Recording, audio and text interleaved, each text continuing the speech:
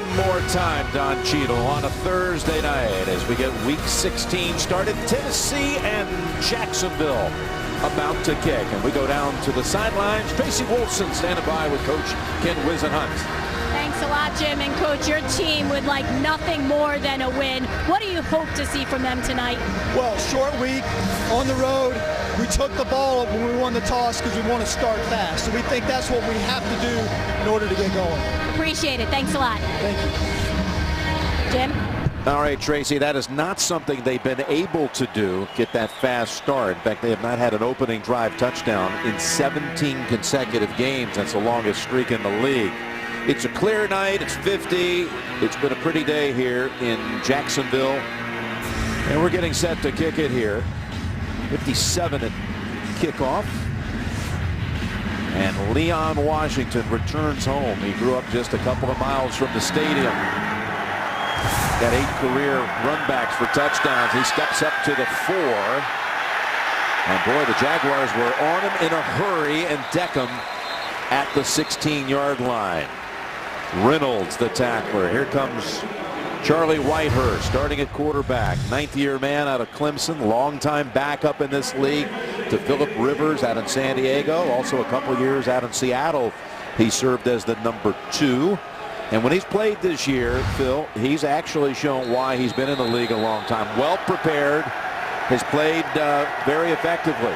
Yeah, he moves around well enough, has a good throwing arm, and you said it right. When he comes in, hey, look, he's a veteran quarterback. He knows this offense, and he makes plays.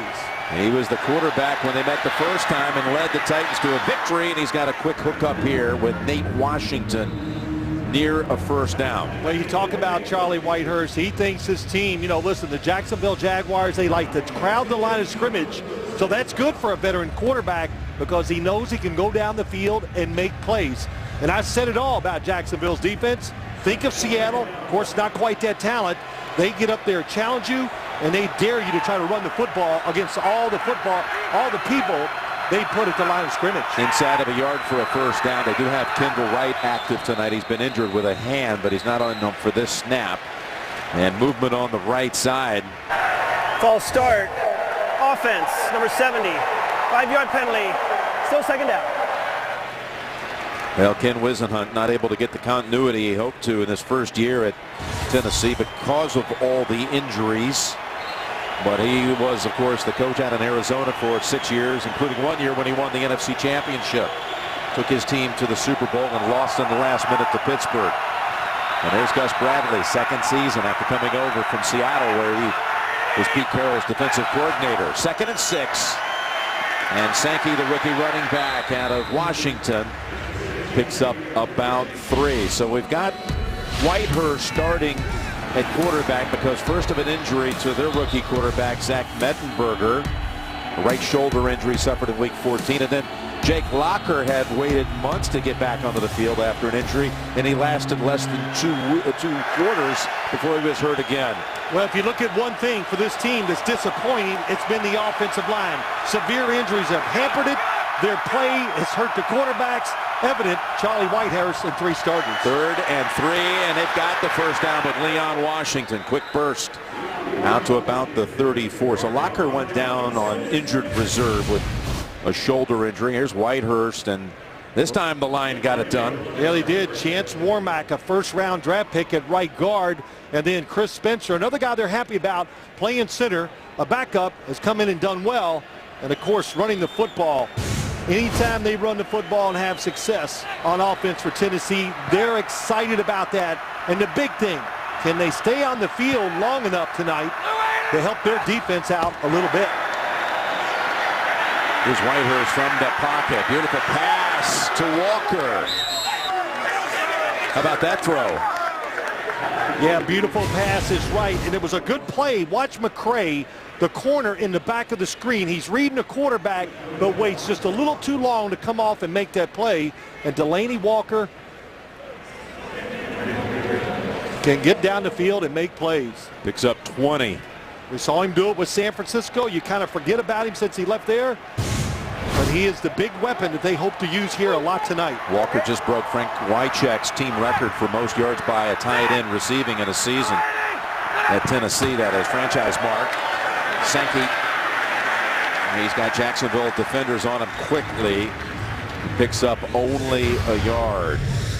So Walker, you mentioned the former 49er. We saw him in the Super Bowl down in New Orleans a couple of years ago. Then he signed with Tennessee, and his ranks are pretty high up there in league standings. Look, for an offensive line that's beat up, wide receivers that have gone down that have hurt his production because now they can concentrate on him. Jim, I think he's one of the best tight ends in the NFL. He can do everything. Run with speed, block with power, can do whatever you ask him to do, just like he did in San Francisco. So I mentioned Kendall Wright. He's in a slot to the right after missing some action.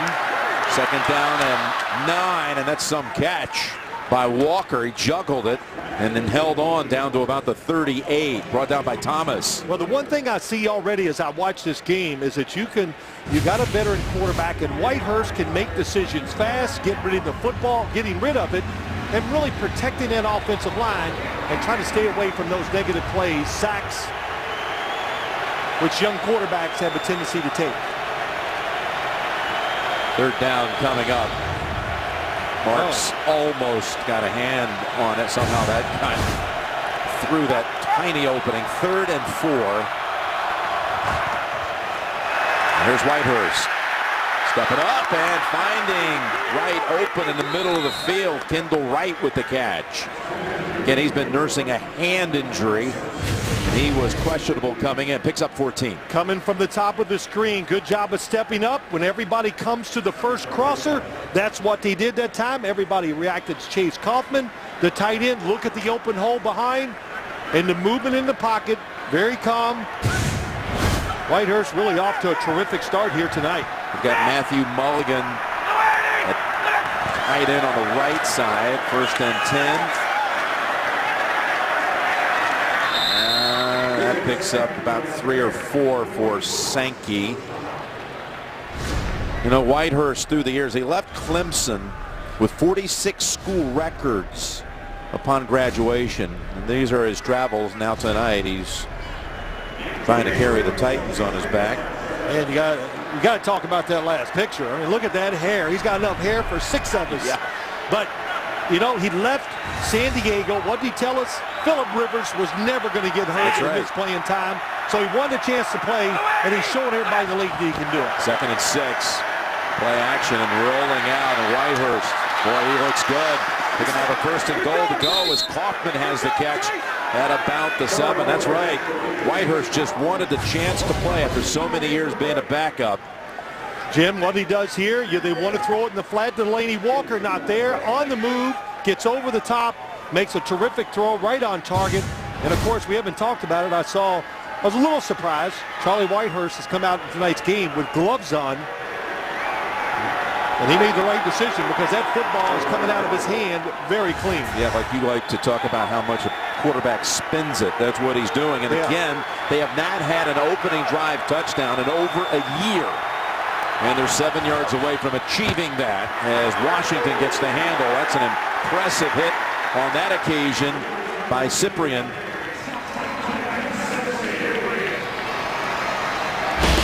Last time the Titans came out and got that fast start, here it is at Denver. We were there. Went long down the field. Ryan Fitzpatrick to Justin Hunter. Got him down to the 1. Sean Green then scored. And you saw that last play. Jonathan Cyprian, the safety, aggressive. Both the safeties. Josh Evans, also not afraid. They get up inside quick to make tackles. 2nd and goal from about the 5. And Whitehurst in trouble and sacked back at the 8-yard line. Avery Jones gets credit for that one. Getting some time tonight with Roy Miller III inactive. Yeah, that's right. 95 Avery Jones. They just keep pushing the pocket, and the reason why they get the sack, it's the coverage down the field. He's looking over the middle. Watch the 2 receivers come across. The coverage is excellent. When you see that, you got to go outside to the wide receivers. Not quick enough with the decision that time. Whitehurst talked to us this week about, hey, we've got nothing to lose. We're going to throw it around. Our guys are loose. We're ready to play. We think we're going to win. 3rd and goal, and at the 2 and into the end zone for the touchdown is Leon Washington. coming home and finding the end zone for the score. Boy, what a good job. Nobody really opened down the field. The defense is trying to read the eyes of the quarterback, and they're not fast enough.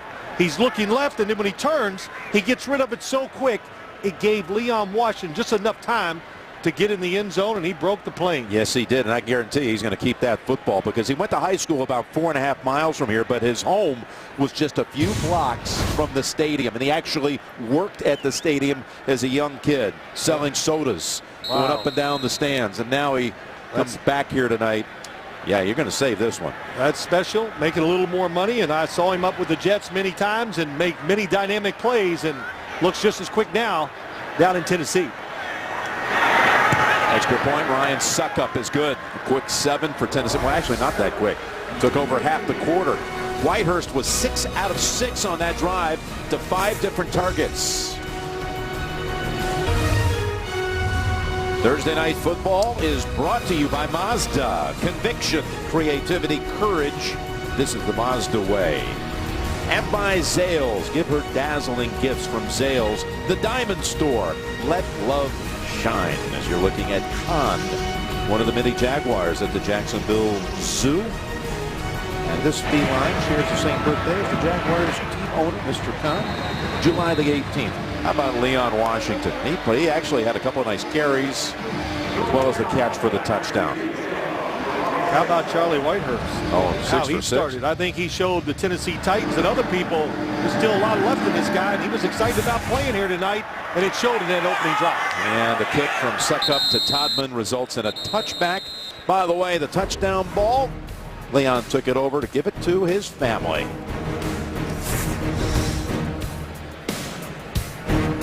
Okay, now it's Blake Bortles' turn, the rookie from Central Florida, making his 12th start. He took over the position from Chad Henne week 4. Led them to a couple of victories over Cleveland and the New York Giants a few weeks back. Coming from way behind to beat the Giants. First snap of the game goes round with Gerhardt. We're about 3. Well, Jim, let's go back, look at the touchdown. Next gen, what did the routes look like? Look how they spread the field, and a good job by Whitehurst finding Washington in the middle. Everybody looking to the inside receivers. Nobody paid attention to the running back. No huddle here for the Jaguars. Hey, alpha, alpha, alpha, alpha, down, 380. 380. The swing pass over to Gerhardt, the 2009 runner-up for the Heisman, to Mark Ingram out of Stanford, picks up a first down. Now Blake Bortles' foot sprain suffered in the game against Baltimore on Sunday on the road. They were very competitive against the Ravens. He was in a boot Sunday night, all day Monday. A lot of people thought he may not play. We were here as of 4 o'clock tonight. We saw him warm up hours ago. We thought he may not be able to go. Yeah, I watched him go through a walkthrough yesterday. I think that's one of the reasons why we'll see him in the shotgun a little more tonight. A little less wear and tear. And that pass was intended for shorts. Here's how he got injured in the game against the Ravens. They actually led in this game 12-10 at halftime and lost at 20-12. Did not manage to find the end zone last week.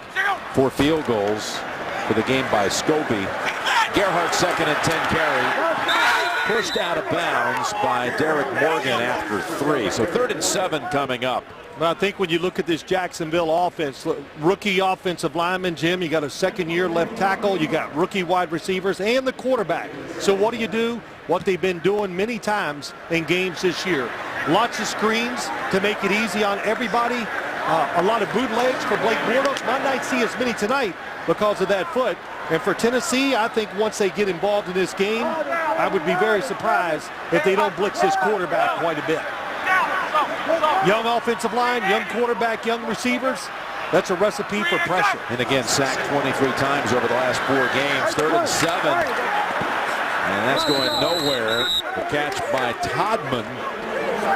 And completely covered up by the veteran George Wilson, and a loss of 4. Well, it just shows you, young quarterback, when you know it's a blitz, you want to go down the field because any receiver you pick out, it's a good decision.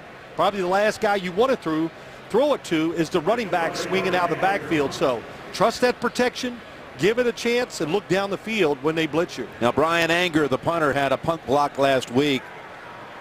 It resulted in a Ravens touchdown, but as far as average per kick, it's number 1 in the AFC, over 47 yards a punt. This is Washington. And he's going to run out of room on that side with a flag. You saw that one flying across the screen. 46-yard punt. That might have been a peel back block. He came a long way, couldn't see the number.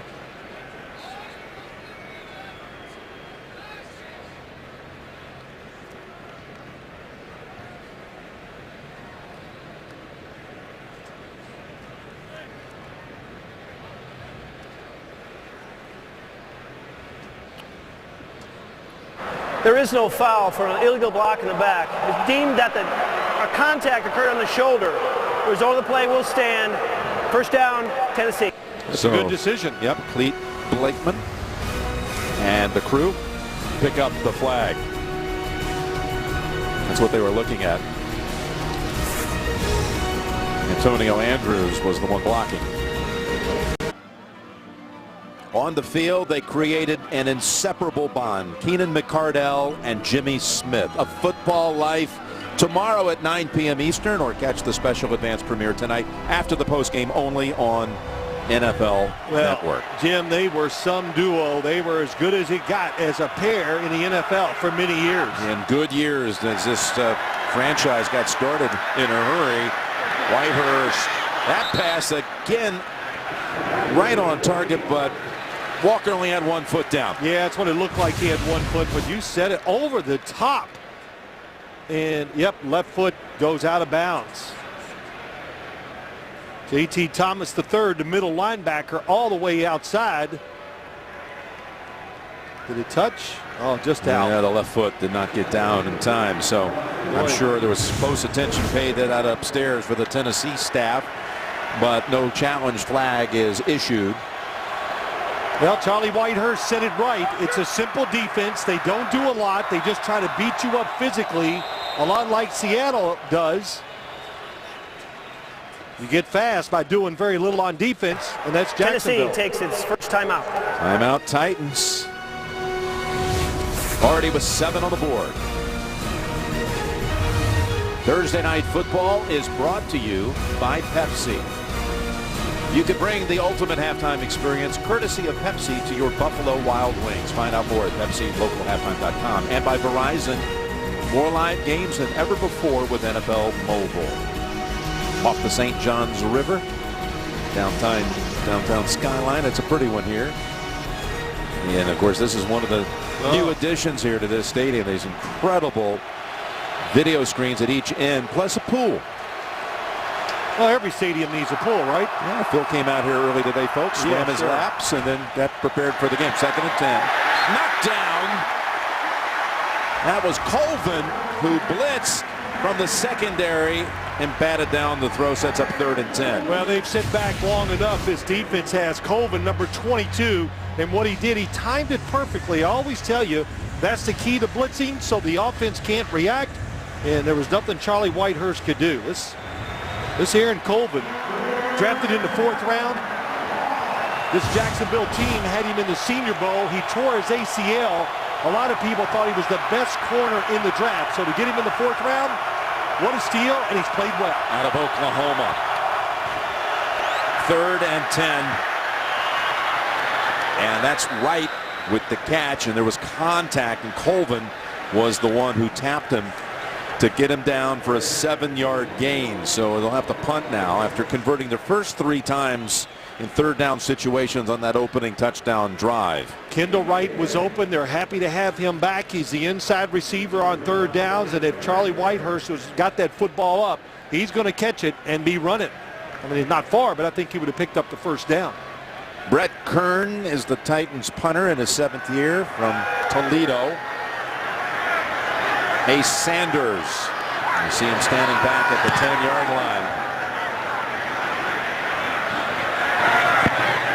Short boot.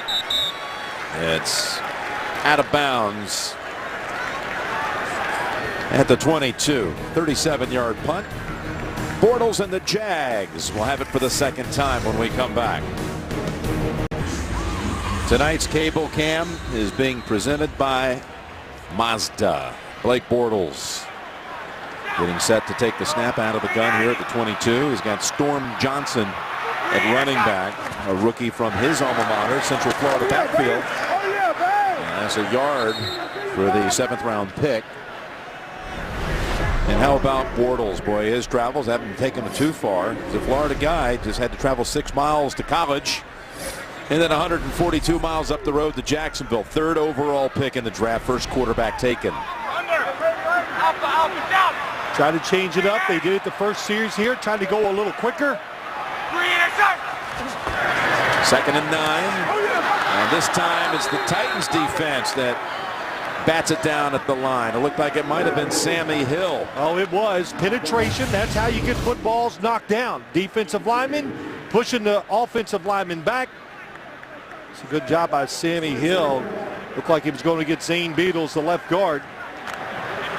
Quick passes. You have to be aggressive as an offensive line. When you're aggressive, it keeps defensive linemen from raising their hands. And once again, look at this look. Everybody near the line of scrimmage. 3rd and 9.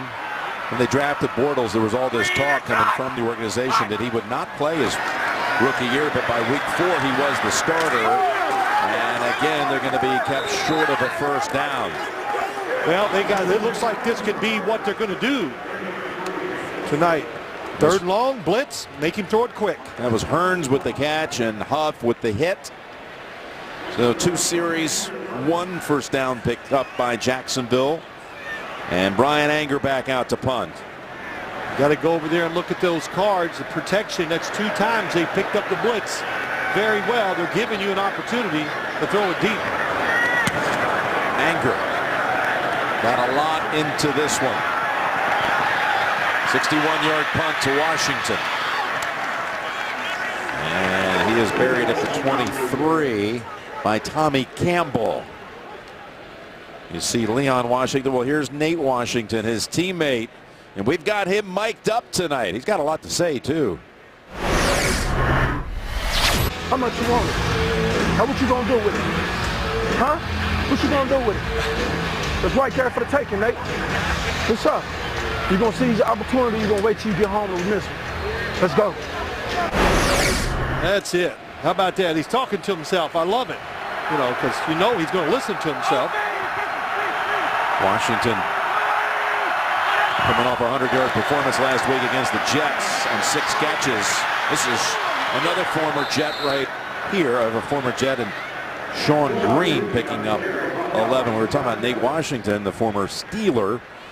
Yeah, come on, Nate. Let's go. You know the opportunity is going to be there. Do you think he's going to have that opportunity tonight? He was telling himself. Yes, I do. I think it's quite evident when you watch Jacksonville. I've already talked about it. They're not into double teaming receivers or whatever. He's going to have a lot of one-on-one chances outside. And Sean Green on that run, Jim, he's the power runner. Good job that time, turning up and get the extra yards. They keep rotating the backfield. Sankey now flanking Whitehurst on first down. And Sankey, that didn't fool him, as Telvin Smith, the rookie from Florida State, taken in the 5th round, no gain. Yeah, he is tall, long arms, and his greatest attribute, he can run. And that was a good, he kept his feet right underneath him. He waited, he makes the running back make the move, and then he just goes in and attack. And they're excited about a lot of young players in his football team, and he's one of them. Well, they've had 70 total starts, game starts, by rookies this year. Jacksonville has. That's by far the most in the league. 2nd and 10 with about a minute to go in the first quarter. And Whitehurst is going to run with it. And he is pushed back, walloped by 3 Jacksonville defenders, including Aaron Colvin, who got to him first. He says he's all right away, like it's no big deal. It might look rough, but it wasn't that bad. And a good decision by him. Nobody open down the field. And Colvin got him in the middle, and up a little higher than that, Telvin Smith. You know, it was a good learning experience for Charlie there. You got to get down, and you said it early. He's played well when he's been in there this year. And Then Ryan Davis rolled over him, so he's got the helmet strapped back on. 3rd and 7. Chris Durham comes in as an extra receiver for the Titans. He got a flag down. They did not beat the play clock. Delay game. Offense. 5-yard penalty. Still 3rd down. You know, one thing about Charlie Whitehurst, you know, sure we've had father-son combinations in the history of this league. You can vouch for that yourself a couple of times over. But Charlie's dad was a quarterback in this league as well. He came out of Furman University. David Whitehurst, back in the late 70s, and played 6 years for the Green Bay Packers. Yeah, he's a lot like his son. Pretty athletic, could throw the ball well, and I remember him in those years up in Green Bay. His father threw for over 6,000 yards in his career, 28 touchdowns. His son, though, has staked the Titans to a 7-0 lead after one. We'll return to Jacksonville after these messages. Well, Tennessee had the best of it in the first quarter, and Santa, good chance to have a little break in the action before a busy night, 6 nights out. 3rd and 12 coming up here for Whitehurst, and he is sacked. Taken down for the 2nd time in this game. It's Chris Smith this time, the rookie from Arkansas. Well, there's nobody open down the field. In the extra time, boy, good job coming around. But let's just look down the field, and here's why Charlie Whitehurst didn't get rid of the football.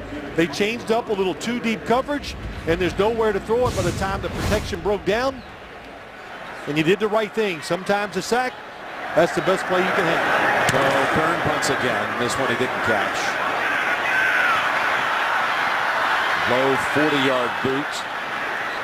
And a minimal return. So a good starting point, though, coming up for the Jags. At about the 37-yard line. Talked already about a lot of rookies that have popped up in this broadcast, like Colvin and Smith. And then Chris Smith as well, who just made that sack a moment ago. Well, just Allen Robinson, he's injured, a receiver who was having a good year. You got 2 big-time starting offensive linemen, and Bowenko, the center, and Brandon Linder. They're excited about both of those. The 2nd pick of the draft playing left tackle, Luke Jokel, in his 2nd year. So a lot of good pieces here for Jacksonville. And one rookie is the undrafted receiver, Kearns. As Lee, here's another rookie, was on that list you saw. 2nd rounder out of USC has the catch. Yeah, they got to find ways. Now, you know, you got to learn the offense in the NFL, but you look at Marquise Lee, he's probably the most explosive player they have on the offensive side. Been hurt a little bit this year by his hamstring, but they're hoping he can turn in to that dominant #1 receiver, which every team needs. 2nd and 5, and the ball comes out as they get to Bortles, and Bortles took a really big blow from Derek Morgan. Gerhart recovers it. Well, this is one of his strengths. Blake Bortles, he's just so big and strong, and he is. Standing next to him on the field and watching him warm up, he's close to 6'5" and in great shape, but that is a mistake by the defensive front to not block Derek Morgan. The right side of the offensive line made a big mistake. That's why a lot of times you hear people talk about physically, he reminds people, Bortles, of Roethlisberger with all that size.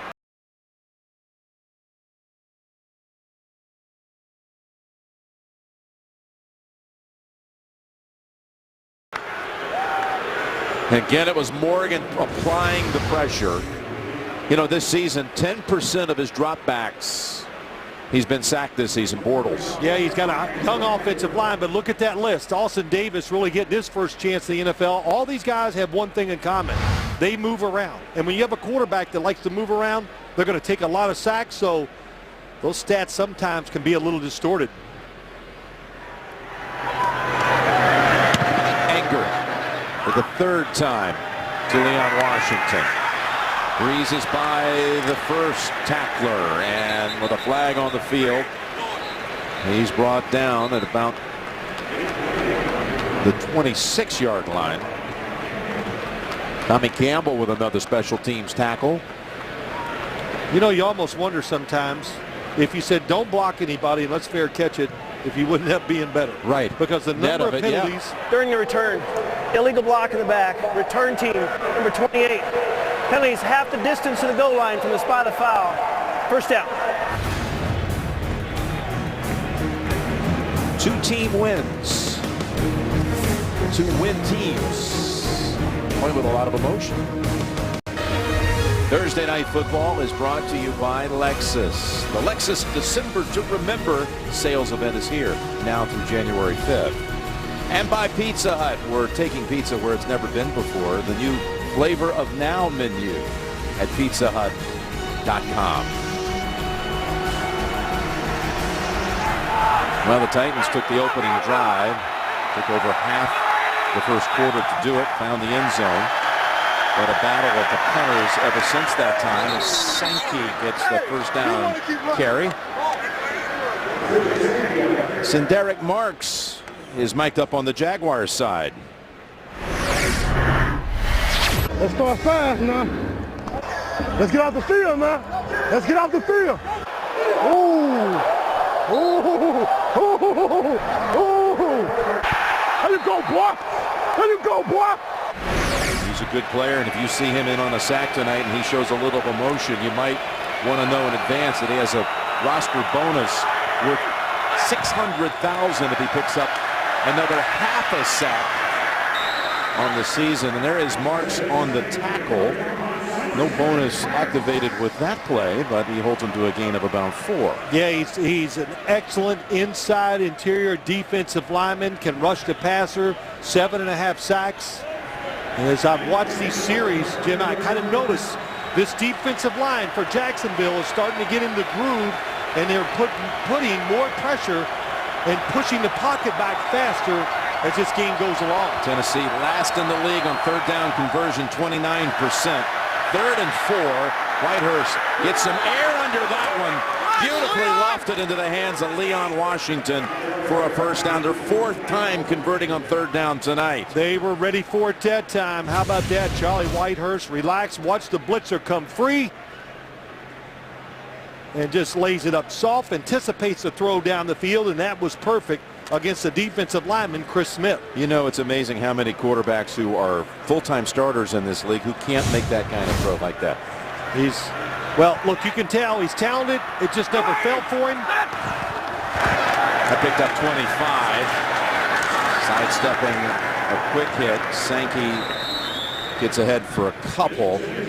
If you thought your fantasy season was over, which I did after about week 3, it's not. Play for free and you can win a trip to Super Bowl 50. Join today at NFL.com/playoff challenge.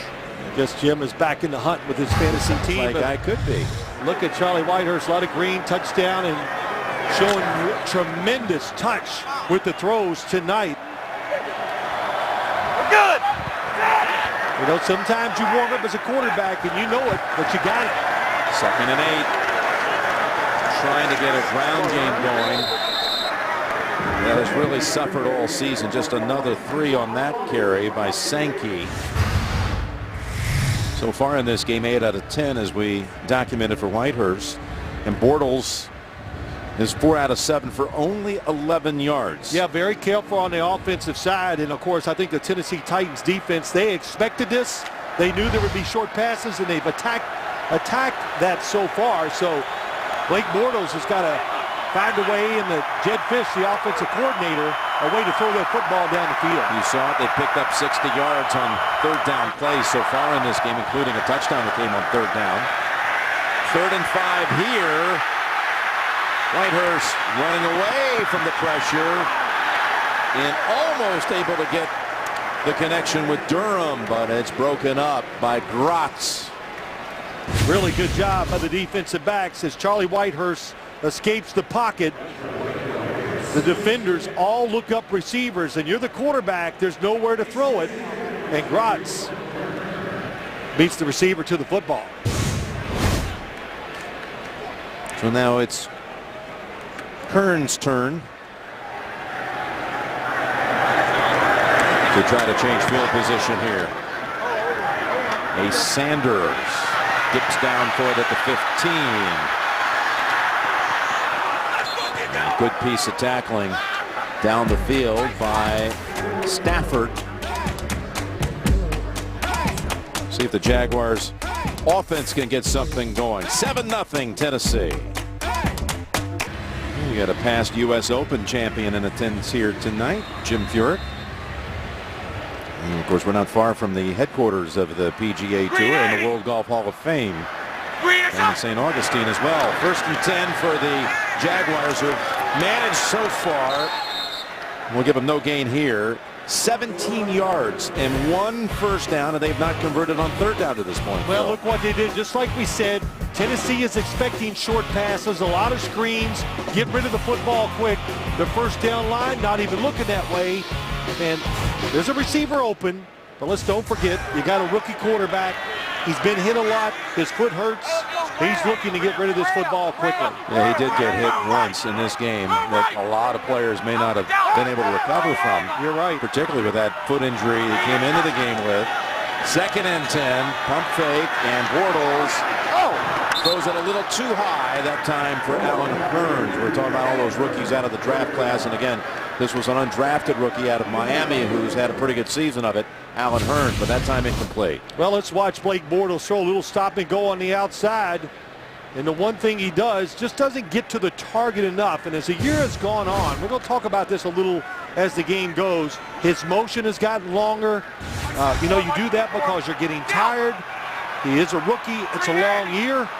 But that time the throw was high. And when he misses, he does miss high a lot. Let's see if they can convert on 3rd down. 3rd and 10, and all kinds of traffic as Bortles has to take whatever he can get to return to the line of scrimmage. Well, what did Blake Bortles say to us, Jim? He played at Central Florida. He could run around and do what he wanted. He was as big as a lot of the defensive players. But he's found out here in the NFL, everybody except maybe a defensive lineman or two can outrun you as a quarterback. That'll go in the books as the 2nd sack for the Titans defense, and a 3rd straight 3 and out. Their only first down came on their 2nd snap of the night. That's it, 1 first down. And fair catch by Leon Washington after a 48-yard punt. Whitehurst has been sharp so far. That's no way to treat a visitor. 7-0 Titans.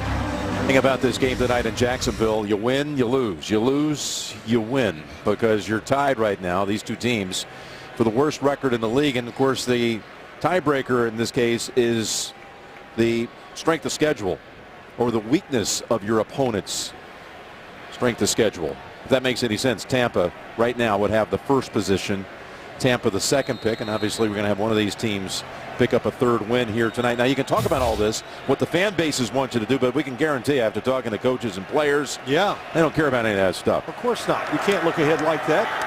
Here's Whitehurst putting that one again right into the hands of Delaney Walker to midfield, and a pickup of 20. Pretty common throw in the league now. Play action fake. It sells it.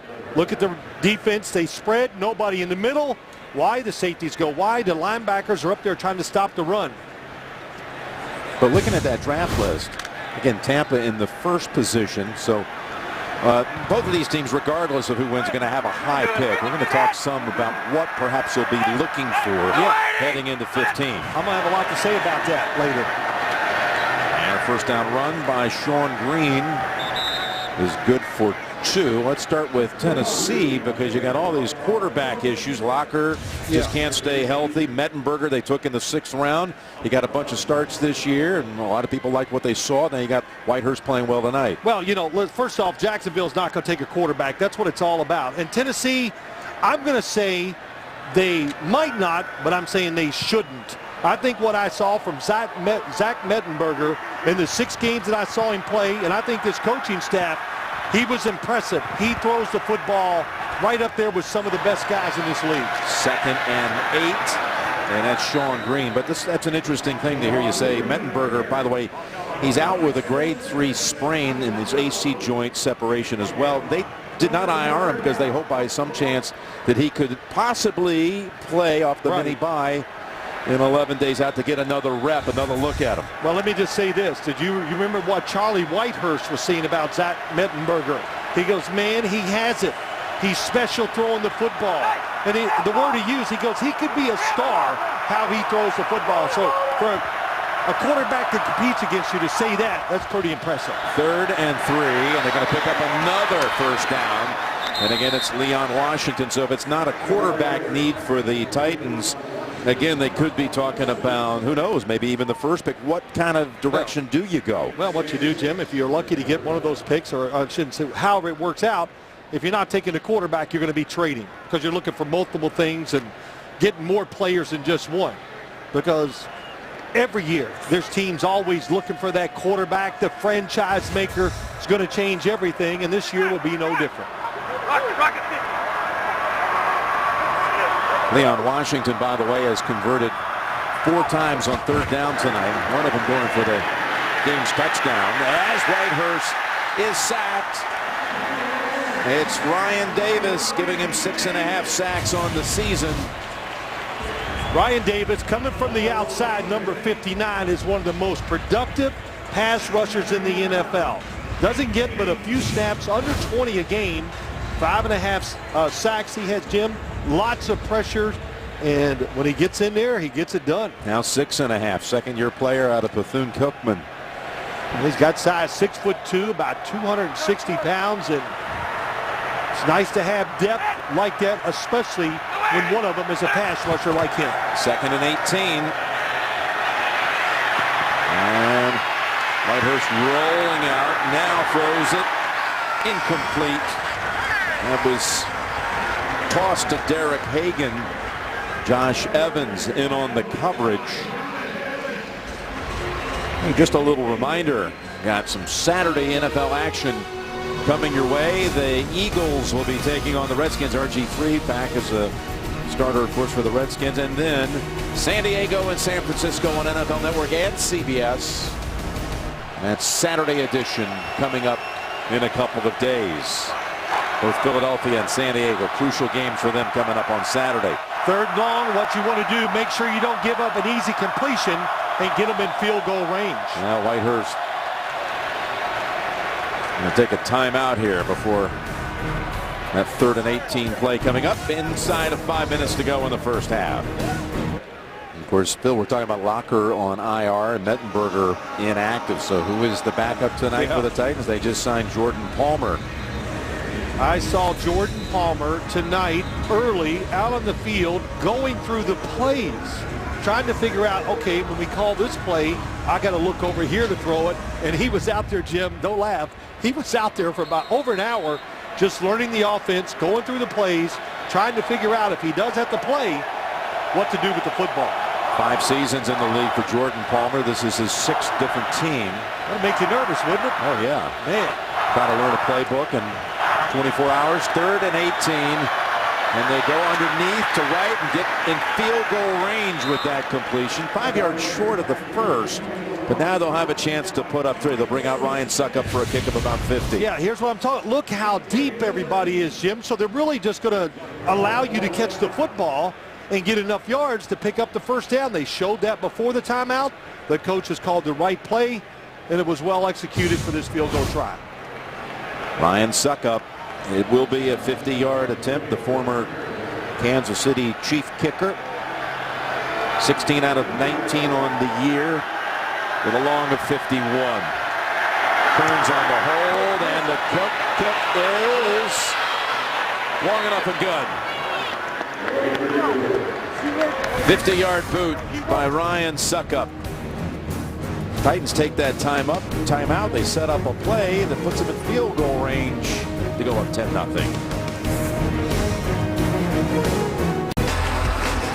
3 of the Titan receivers, Hagan, Washington, and Wright, as the Titans put up 142 passing yards in this game.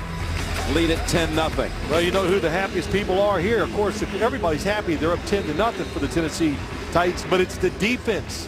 The Titans defense has been on the field the second most in the NFL. So one of the reasons why they kind of fall apart as the game goes along. Just out there too much. Yeah, well, they have been out there again too much so far in this one, as they've allowed only 1 first down. And again, Todman Takes the touch back. Suckup good from 50, and how far would it have been good? 51. 51, yeah, I was, see that it just got over. Nice soft draw, really. Looks like a little more than 51 to me. It did. My lumber from that I don't want kick tracks measuring my tee shots. Put it that way. You want a little help, 51 might be close, by the way, these days. First and 10 as Bortles has time, straddling the line of scrimmage and throws it away. Well, let's go back to the mic'd up with Nate Washington. Just because we scored on the first drive don't make us great. We play a full 60-minute game. I always want more. Always want more.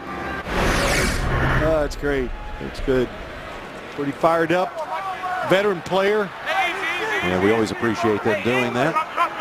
And all those who have contributed to our mic'd up productions this year on Thursday Night Football. Second down and 10.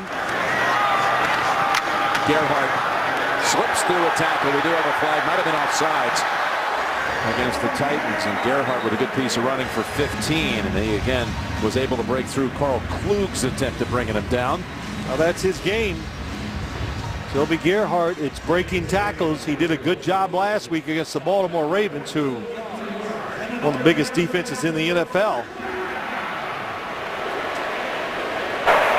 Offside. Defense, number 53. That penalty's declined. The play stands, first down. And that's their second first down of the night. Top of the screen, Quentin Groves. You were talking about Blake Bortles as Gerhardt's picked up both of their first downs in this game. But Bortles and all that he's had to go through, assimilating all this information. And he told us this week, hey, he's been throwing the football for about a year and a half. As, again, it's a nice hard run by Gerhardt. That's how he used to churn out yards at Stanford. That picks up 9. Well, he goes over the left side. Zane Beadles, Luke Jokel, and a good job. That the right guard, Brandon Linder, he's the power blocker of this offensive line. So when you pull him, he can clear the way. Down, 0. Second and 1.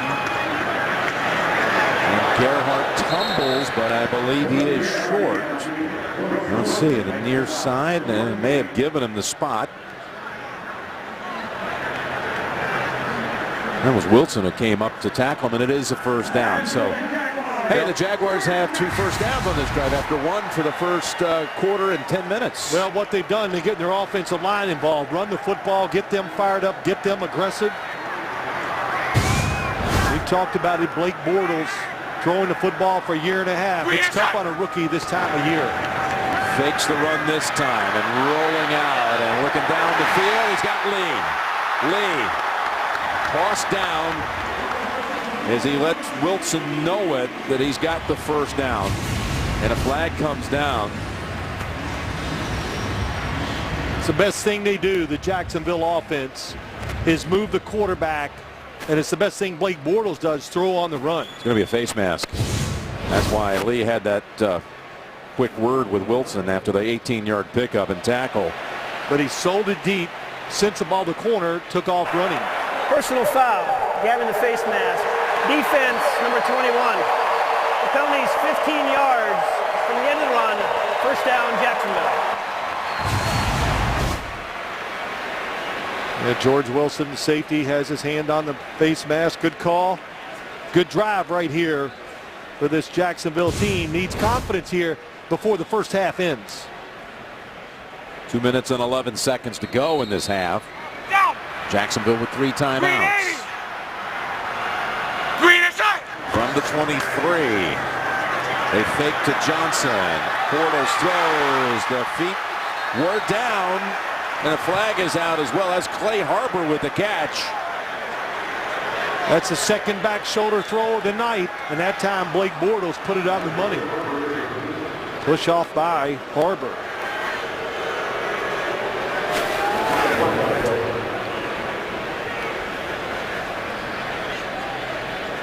Pass interference.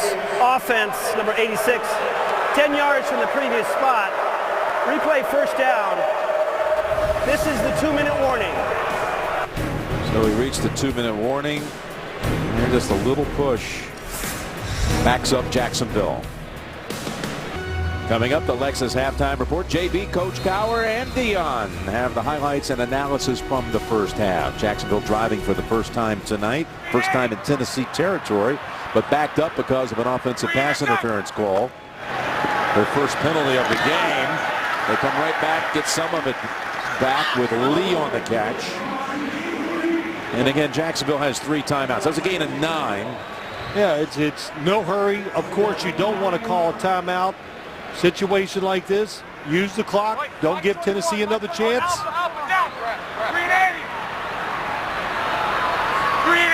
Second and 11. And backing up with the catch is Mercedes Lewis.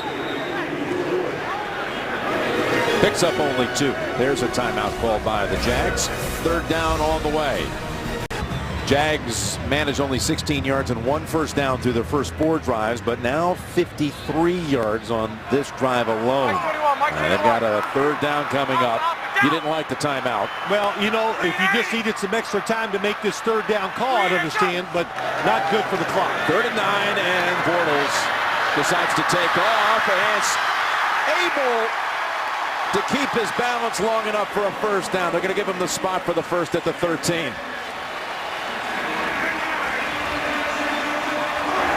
Well done by Bortles with that foot sprain and all. I thought he was going to be stumbling and bumbling about 4 or 5 yards short. Really good job by him knowing the situation, and a bad job by Tennessee's defensive line.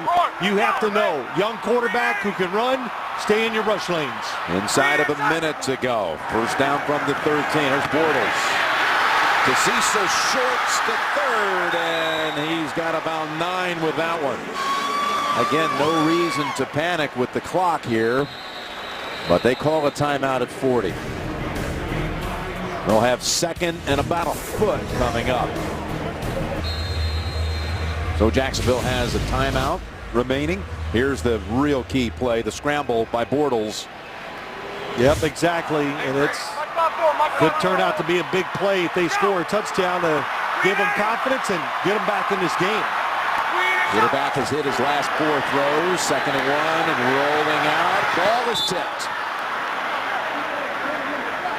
And broke up the play. Did they have the right call on? And the answer is yes. It was a safety blitz, double safety blitz. And it could have been complete, but Morgan that time, nice job seeing it. But the defensive back closing fast underneath. I don't know if he would have got there that time to get Hearns. Hearns he was trying to hit for a 7th touchdown of the season. If Hearns could have caught it. Now they're going to go big here in the backfield. 3rd and 1. 36 seconds. Gerhardt, the tailback, the one up top to the end zone. And it's a touchdown. Mercedes Lewis. But a flag is on the field.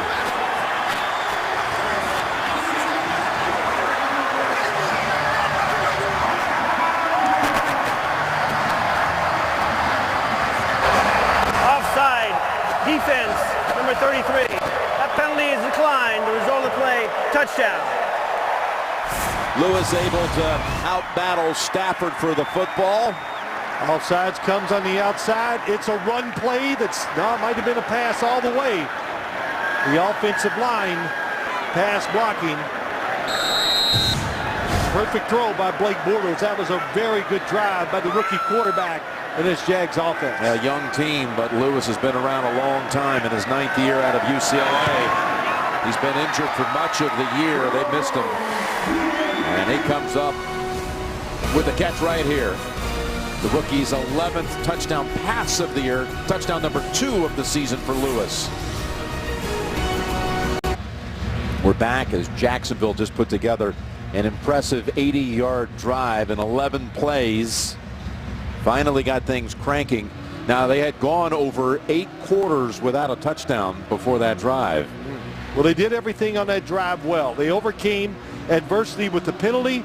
They ran the football. The quarterback scrambled. And Blake Bortles made some nice throws to get him that touchdown. That's big confidence booster. Young football team. We've talked about it. a lot of young guys on the offensive side. Muscovy. Washington immediately takes the knee. 31 seconds and 1 timeout for Tennessee, which was in control for most of this first half until Bortles got the Jaguars offense moving. Well, Jed Fish, you see him sitting next, the offensive coordinator sitting next to Blake Bortles. And look, the one thing I think Jacksonville has done very well on the offensive side this year, they realize they have young linemen. They did have 3 rookie wide receivers at one time and a rookie quarterback. Jed Fish has done a good job protecting them and making it as easy as he can in the NFL. We'll see what they can do here on this snap as Whitehurst throws it away. Imagine 9 years in the league, and this is just his 8th start. You touched on it earlier. Here he was, a free agent, and it looked like he was going to, re-sign with San Diego, but Tennessee really pursued him. Right. Of course, Wisenhunt knew all about him, having been formerly the offensive coordinator there last year.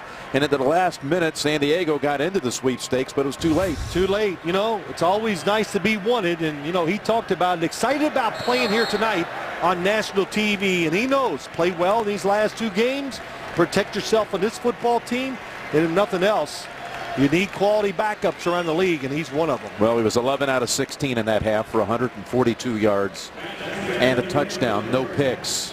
Jacksonville will receive the second half kickoff. Again, coming up, the Lexus halftime report. James Brown, Coach Cowher, Deion Sanders. And right now, let's go down to Tracy. Thanks, Jim. Coach, what did you see in that touchdown drive that you'd like them continue to do in the second half? Well, we mixed it up. Toby had a couple good runs there, and then we made plays. When our number was called, guys stepped up, just like Mercedes did in the end zone. How do you like how Blake Bortles has been handling his injury so far in this first half? He's done a nice job. He's playing with poise. We started off a little sluggish offensively. That's pretty obvious. But I like the energy that we use at the end of the half. Thanks a lot. Okay, Jim? Yeah, good point about Gerhardt. Really kind of setting the pace for that drive with some real punishing runs that picked up a couple of first downs to get the drive started. 10-7 Tennessee at halftime. Back with the Lexus halftime report after this message and a word from your local station. Into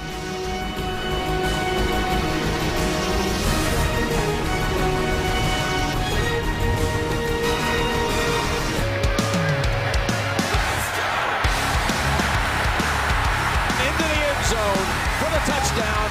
Going up top to the end zone, and it's a touchdown. And it's a 10-7 lead for Tennessee at halftime. Jacksonville will be receiving the kick here in a moment. But first, a journey to victory presented by Exxon and Mobil. Charlie Whitehurst taking the Titans down the field. The opening drive of the game, 7 minutes and 37 seconds. And Leon Washington scores on a 3rd down play. So a good first half of action. We didn't know exactly what we were in store for here tonight with a pair of 2-12 teams. It's been a good game.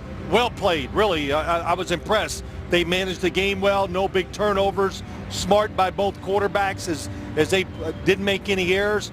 But the one thing I noticed, I look on the field, Jacksonville looks a little more physical. It'll be interesting to see if they can find a way to start dominating this game. Well, the stats for Jacksonville certainly kind of a whole lot more favorable late in that second quarter when they put together their touchdown drive, an 80-yard drive that ended with a touchdown pass from Bortles to Mercedes Lewis. Time of possession, though, more than 2-1 Tennessee.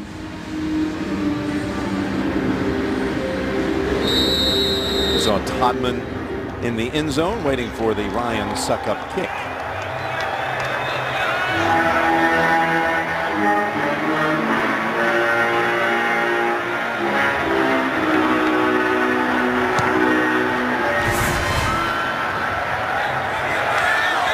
Todman, a yard into the end zone.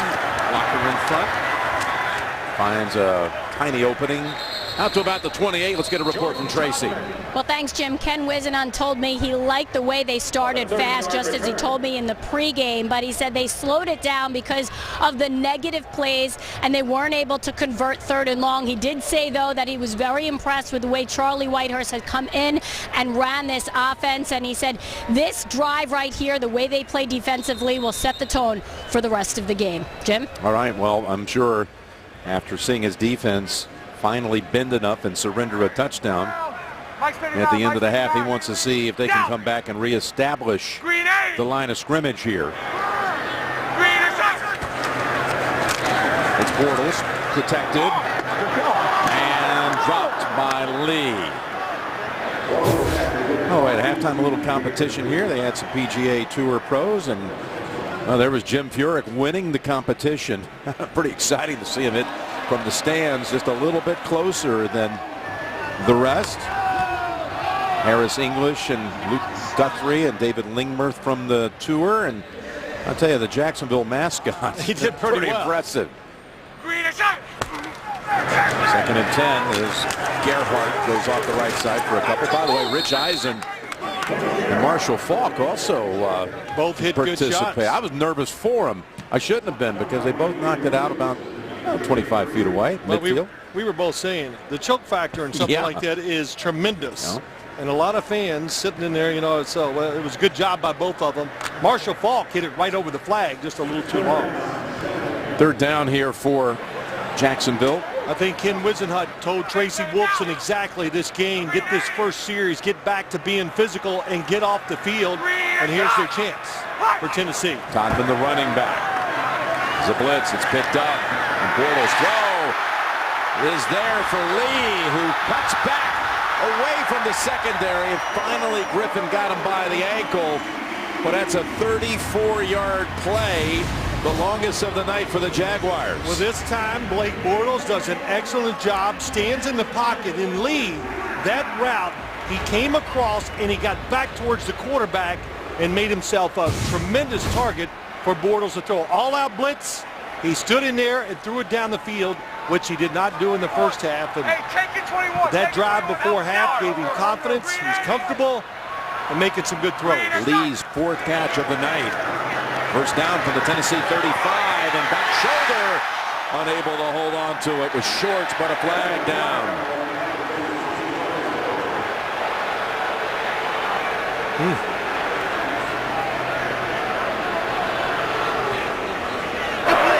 Pass interference.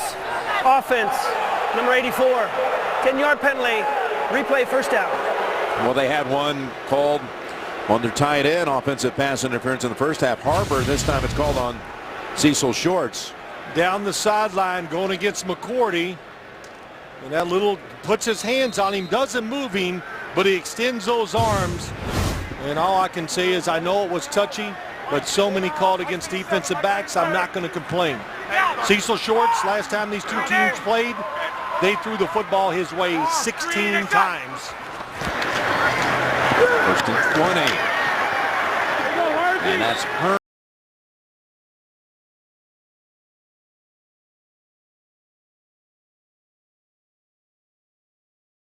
Down the field, has good rhythm, the timing's there. Not a difficult defense to read. A lot of one-on-one coverage. Pick out a guy and let it go. You can't lose your logo. Did you see that coming off the helmet? That was some hit. Yeah, no kidding.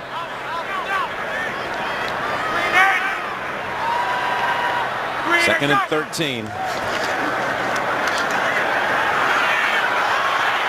Bortles pointing downfield. Now set, throws. Got his man for another first down. And again, it's Hearns.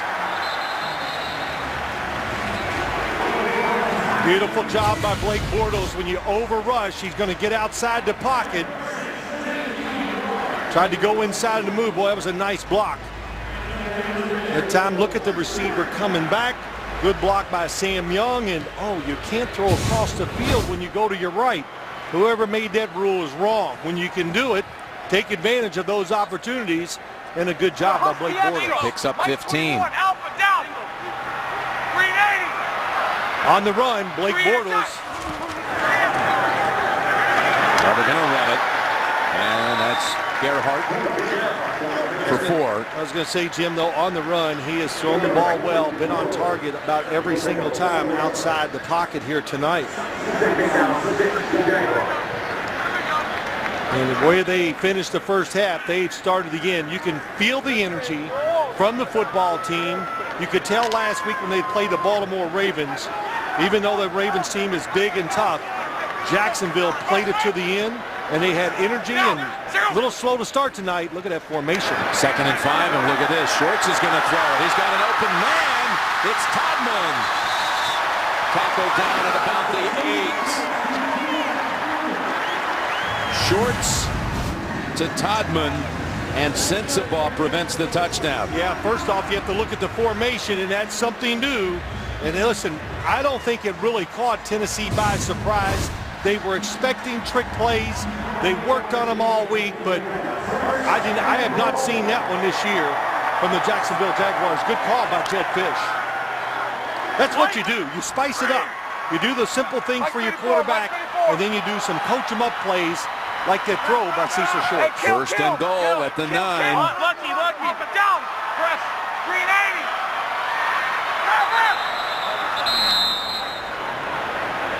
And it's going to be another delay of game. Delay of game. Offense. 5-yard penalty. Still first down. Yeah, you know what happens? That caught him by surprise. It didn't feel like it was slow, I'm sure, to Blake Bortles. But what, Jim, the pass down the field, everybody getting back together, get in the huddle, takes a little longer. That play clock pretty far up, but easy for the quarterback to see. Now you got a goal-to-go situation from the 14. Bortles back of the end zone. Corner of the end zone, I should say, and 2nd and goal from the 14. Here's the trick play. Yep.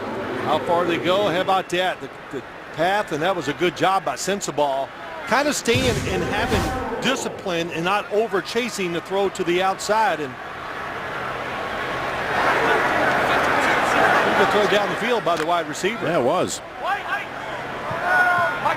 What was his first NFL pass attempt, by the way? Yeah, usually in practice you throw those well, then the game starts, and that football feels a little different and it goes anywhere. 2nd and goal. Yeah, should have been caught, and that's Shorts. Well, not exactly right on target, and the ball was wobbling a bit.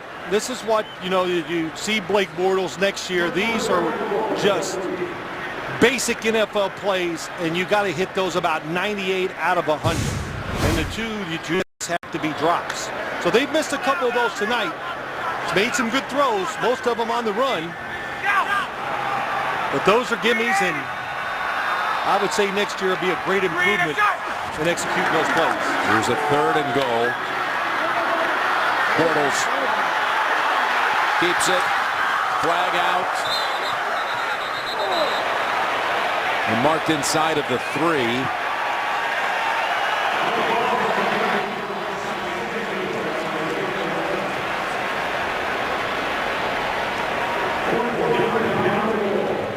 Bortles ran it for 12.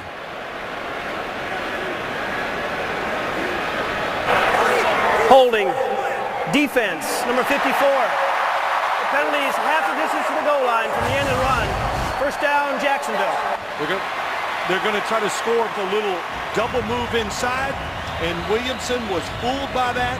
He's the signal caller on the defense. This Blake Bortles has a good smart run down the sideline, protected himself. The one thing he did well in college was scramble around and really showing his mobility here tonight. Now they'll have a goal to go at the 1. Mike 21, Mike 21. Down. 380. Gerhardt gets the call, spins around and finds the end zone. Jacksonville takes the lead. Tell you what, Jim, that resembled their touchdown drive before half. Some good runs, the quarterback moved. Power run, Gerhardt Spins off the offensive line. Good job of being powerful up front. But overcoming adversity in that penalty once again. Same penalty both times. Pass interference on the offense.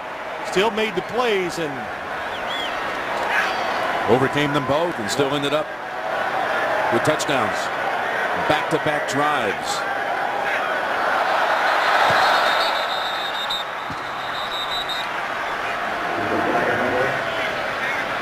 Play ruled dead before the kick. Tennessee's Michael in for Griffin was running across. Neutral zone infraction, defense number 33. That penalty will be assessed 5 yards on the kickoff.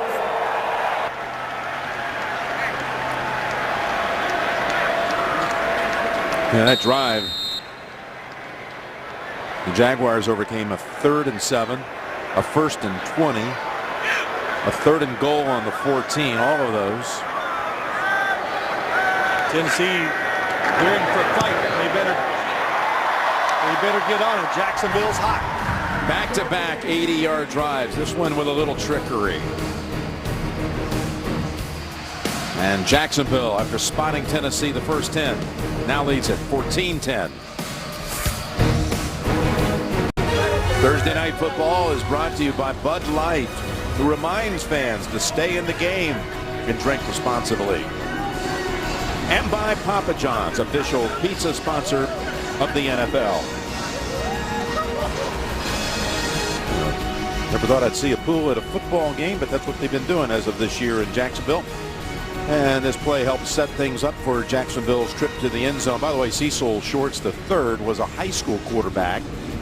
There you go. Yeah, at Collinwood High School in Ohio, where he was all district, playing for his father, Cecil Shorts Jr. And then he went on to Mount Union, here Garcon's alma mater, and started there as a quarterback. Eventually moved to wide receiver.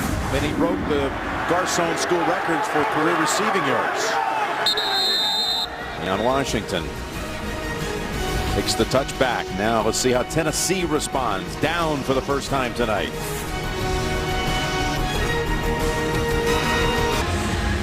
Jim Nance, Bill Sims, and Tracy Wolfson back here in Jacksonville. Well, you know, Tracy's always telling us how hard she works on the sideline. She moves around. She's always digging for information and injuries, and we're going to find out here later how much work she's doing. Yeah, we actually have her wired with all that technology for those next-gen stats. We'll see how much she's been moving up and down the sidelines as Sankey has just a gain of 2. So here we go. Let's check in. This is Tracy at the bottom of the screen. Let's check out the vital information here. I like it. Over 2,000 yards. 2,097 yards. But look next to Nate Washington. What about it, Tracy? I'm feeling great. There you go. This is my exercise. I don't have to go to the gym. But I do. I have the tracking device right in here. You see underneath my jacket, just like every player has on their shoulder pads. And I'll tell you, this is great. I can run all day. And then maybe I'll go up there and jump in the pool. There you go. Don't know what that would do to those sensory devices underwater. Well, let's see here as you look at this game. Jacksonville's kind of got it going, and physically they've been winning the battle on both sides of the ball. Big third down here. 3rd and 4. And the Titans pick up a much-needed first down with Hagan on the receiving end of an 8-yard throw. Really good job that time by Charlie Whitehurst. He hangs in there, and he knows he has that coverage outside, and he anticipates and throws it soft so Hagan can make that catch. That's Demetrius McCray covering him, and they have high hopes for McCray, hoping he'll turn into one of those corners that can just go out there outside and take whoever lines up and play him one-on-one. He's played the best so far this year in the NFL and has held up pretty well. First down run with Sankey. Able to keep his balance. We're about 8. Tomorrow on NFL Total Access, one-on-one with Patrick Peterson. as the Cardinals prepare for Sunday's first play showdown with the Seahawks. NFL Total Access tomorrow at 7 p.m. Eastern, live on NFL Network. I think it's safe to say, Jim, if you had to pick out which game this weekend is going to be the most physical one, I think it's an easy one. I think it's Seattle at Arizona. And of course, we're going to be in Dallas for the Cowboys hosting of the Indianapolis Colts. 2nd and 3, and Sankey has the first down. So big conversion on that 3rd and 8 when Whitehurst went to Hagan, an 8-year veteran who Whitehurst told us this week when we met with him that Hagan's a veteran you can trust. And here was a Titan team that had gone flat, and they needed a spark. They needed a first down. They needed to keep their defense on the sideline for a while. And Whitehurst to Hagan is what really sparked this drive that's now resulted in yet a second first down. Yeah, they did need it. All the momentum, the energy was on Jacksonville's side, and now they can settle this game back down again. Sean Green for no gain. Talking about all these games this weekend and that crucial game with Seattle at Arizona. Ryan Lindley again will be starting at quarterback.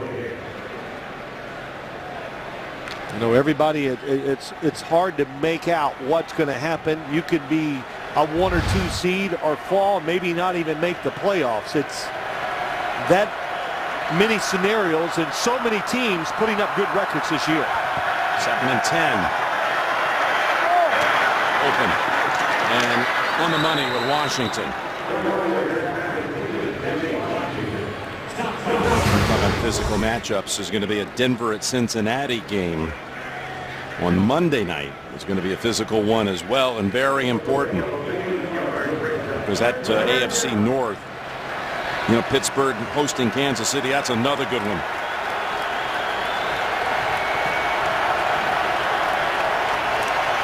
Well, 3rd and short here. You could run it, and if you don't make it, you can go for it on 4th down. Leon Washington, the running back, and the ball carrier, and taken down for a loss of 1. Unless you lose yards. Telvin Smith, we talked about him in the first half, and the rookie with another important stop, this time behind the line of scrimmage. Yeah, he's a multiple player, number 50 in the middle. And what I mean by that, fast enough where he can cover, run down the field, go sideline to sideline, and smart enough to make tackles inside. And yes, it's 4th down here, and I agree with this. You got to punt it. It was under 1 yard, which I thought it might be after the run. You go for it. But 4th and 3 is actually what this occasion is. And they do what they had hoped to do. Pin Jacksonville inside the 10. Sanders with the fair catch. 14-10, last 14 on to the Jaguars. Folks, the final edition of the season of Phil's 5, and the subject matter this time, top rookie quarterbacks you've seen this year. Well, Johnny Manziel got in last week, wasn't good. Zach Mettenberger, I was very impressed with his stint. Blake Bortles, a lot of play, showing some good stuff here tonight. Teddy Bridgewater being managed great by the Vikings. And you got to give it to Derek Carr, played all year long, had many tough scenarios, but he's hung in there, and his performance has gotten much better over the last month of the season. Here's Gerhardt to start the drive. Pick up about 3. It looked like he might have lost a yard, but he fought for the yardage. Here's what Bortles has done recently on 3rd down in this game. Well, let's look at the first half, Jim. He has an opportunity to go down the field, but he chooses the underneath route. And that's the exact same play, a little different formation. And what does he do? He takes advantage of the one-on-one opportunity down the field. And, hey, that's a young quarterback. That's good coaching. You see those pictures on the sideline. They made the adjustment, and they made a play that led them to a touchdown. 2nd and 7. And they get to Bortles. It's Wesley Woodyard, the former Bronco captain. I don't know what happened there. It seemed like a big mix-up what to do. It looked like Blake Bortles wants to get rid of the football quick over the middle, but there's nobody there. And they blow the blocking assignments. Let's see what happens. Well, shoot, they don't even block him. That's 2 times tonight. they have had an unblocked rusher come at him and get the hit. That's their third sack of Bortles. Again, they got to him 6 times in their first matchup. Standing on the goal line, Bortles feels the pressure, finds all kinds of open room for the first down and a whole lot more. Getting out of that jam and picking up the first down at the 26. Well, it's just a tremendous mistake by the defensive line. You overcommit. Boy, what a job stepping up and then coming out. Knowing the situation backed up, that's a big scramble. Field position, time, everything. And we talked about Tennessee's defense, how much they stay on the field. Second most in the NFL. That's one of the reasons why. First down carry this time by Storm Johnson. He's got 2. Sunday on NFL Game Day morning, the incredible story of an NFL star who gave up his career to save his brother's life. NFL Game Day morning, Sunday at 9 a.m. Eastern, live on NFL Network. We were talking about all this speculation in the first half about Tennessee come draft time. Who knows? But, you know, Jacksonville went out and picked up Bortles with the 3rd pick this year overall. Want to get your handle on what their strategy might be. Dave Caldwell, their general manager. Delta. From the next draft, 2nd and 8. And he was trying to find Shorts. No flag. Jacksonville's going to be drafting with a top 10 pick for the 8th consecutive year. What do you think they're going to do? Well, there's a lot of things they can do. First off, let's remember they got a lot of young players. They need some seasoned veterans who can make a difference at wide receiver, but they need speed in the secondary, at safety maybe, a little more help there. They need a wide receiver, and of course, Jim, you're always looking for that one outside guy who can pressure the quarterback. I think those are their 3 biggest needs as you look at this team. But they got to get some proven veterans in here to help these rookies out. 3rd and 8. Incomplete. Again, back in the direction of Shorts. Well, so, you know, look at what they've done in these wide receivers here. They missed on those guys. Yeah, 4 times they went first round with these wideouts that did not materialize. But now they got Allen Hurns, who came from the University of Miami, Marquise Lee, and Allen Robinson, who's hurt, who was having a really, really good year before he got injured. Sneaking up to field Anger's punt. Washington. And once again, he has a meeting with Tommy Campbell on the tackle. 43-yard punt. Whitehurst coming onto the field, down 4. Tonight's cable cam is being presented by Mazda. The Titans have lost their last 8 games. The last win came against Jacksonville on October the 12th, a game that came down to the final seconds. Here's Whitehurst, who got off to a really hot start. Not that he's fallen off. It's 7 out of 12 since that time. It's the best starting point on a drive tonight for the Titans. And they're going to pick up yardage here with Sankey in the flat for 9. Let's check in with Nate Washington. He's had a lot to say tonight, trying to pump up his teammates. All right, we got to go, man. We got to put points up. It's not acceptable. Accept the challenge. Accept the challenge. Keep making our plays, fellas. Very vocal part of that offense is Nate Washington. 2 catches, though, for the game tonight, 18 yards. 2nd and 1. And they got the first down with Sankey. Well, it was good running by Sankey to make that quick decision and go off tackle. That's the one thing about Jacksonville. They played the situations. They had everybody up there crowded, Jim, to stop this first down. He's going to cut it in there. Says, nope, better not. Send Derek Marks once again in the backfield. Who would have believed after Tennessee opened this season at Kansas City, went into Arrowhead and won? It was not a nail-biter either. that there would only be one win after that, and that was against Jacksonville. Expectations went high after that victory. I know that. Yeah, well, this one's coming down to the fourth quarter. 14-10. Jaguars lead it. We'll return after these messages. Final 15 coming up here in Jacksonville at Everbank Field, which opened back in 1995 on the site of the old Gator Bowl. And this was the host stadium for Super Bowl 39 when the Patriots beat Philadelphia to take the Lombardi Trophy. Site of the annual Georgia-Florida game. 1st and 10 for the Titans. Trying to put together a drive here, pick up 2. Down to about 48. Let's go down to Tracy. Well, thanks, guys. You saw Storm Johnson moving the ball for the Jacksonville Jaguars on that last drive. Well, right now, Toby Gerhart is on the sideline with a rib contusion, and that's why he wasn't on in that last drive. His return is questionable. All right, Toby Gerhart with 9 carries for 42 yards and a touchdown. Really got that first touchdown drive going with some nice first down carries, and that pass dangerously over the head of Sankey, and a miscommunication.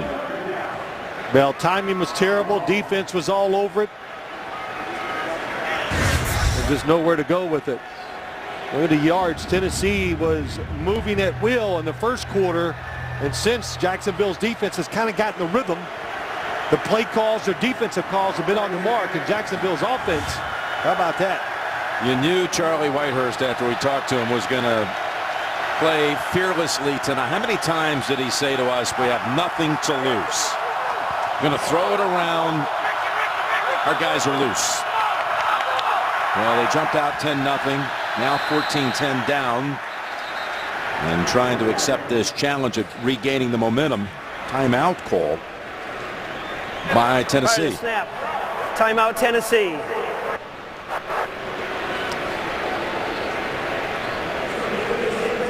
You know, we were talking about the last win for the Titans came in this affair back week 6. That was Bortles to Harbert, and then Jacksonville recovered an onside kick.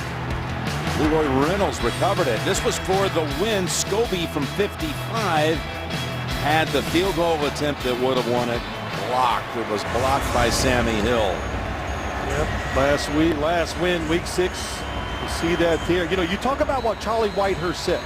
And, of course, you always have something to lose. You know, losing hurts no matter what.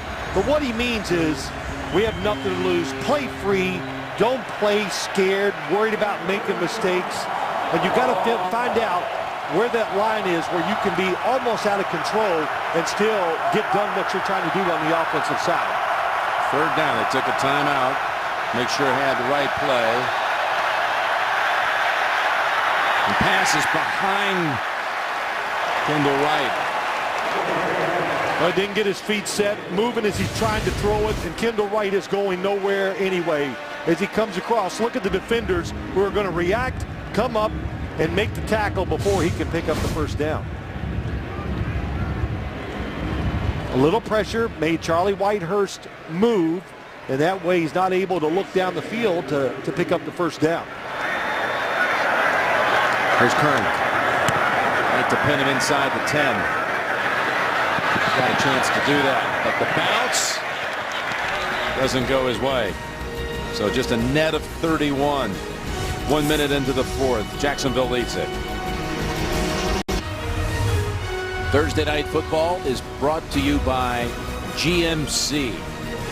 Vote for the Never Say Never moment of the week. Maybe the moment of the week in sports broadcasting happened a couple of nights ago in New York.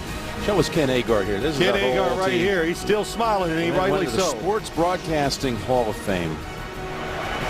And what a remarkable career it's been. You saw our whole team, starting from our chairman, Sean McManus, on down. We have absolutely relished this chance to present Thursday Night Football from CBS through September and October, and then teaming up with the great teammates that we have discovered and enjoyed this year from NFL Network.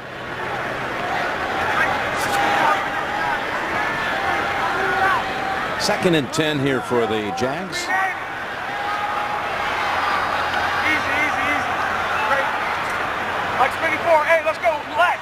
Hey, Rex. Hey, Delta.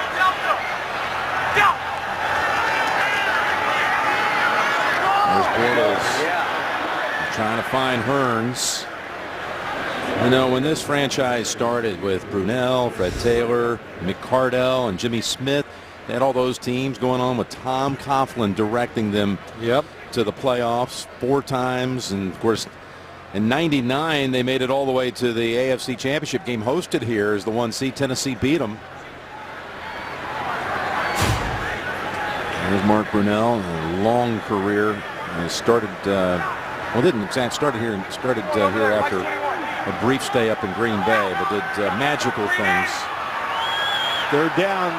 They've been good at picking up blitzes, Jim. Here they come after him, and again Morgan is on him. Well, that wasn't any blitz. That time it was just a good job by Morgan getting around the right tackle. Sam Young on the outside gets the jump. Timed it perfectly. You can see him looking inside, and as soon as that center flinched, he took off. That is the 66th time this season that the Jacksonville quarterbacks have been dropped. That is a new Jacksonville franchise mark. Not one they wanted to set. Washington comes over to the 44. And again, excellent starting point. Best of the night for the Titans coming up. Thursday Night Football brought to you by Microsoft Surface, the official tablet of the NFL. And by Macy's.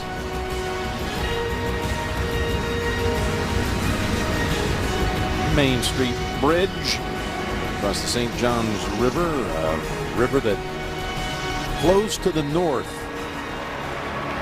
Discovered tonight by Floridian Mike Holbert, providing some of the local nuggets for this broadcast. 1st and 10. Titans couldn't ask for a much better starting point based on what we've seen tonight with this field position battle between the 2 punters. Game 7.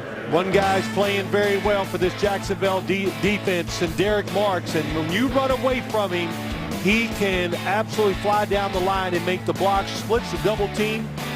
Helps the defense get the tackle. Here it is again. You go away from him. Avoids the cut block. Terrific year. Good game here tonight.